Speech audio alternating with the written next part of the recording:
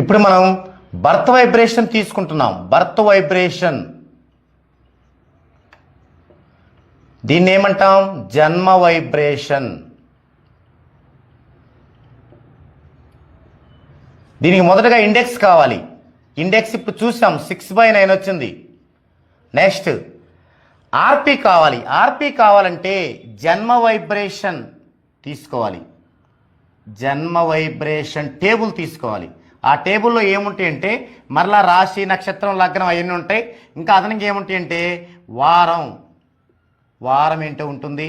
తర్వాత day lord, తర్వాత లగ్నం యొక్క సబ్ లార్డ్,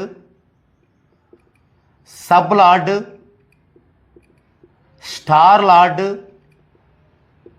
సైన్ లార్డ్ ఇవి ఉంటాయి. తర్వాత రాశి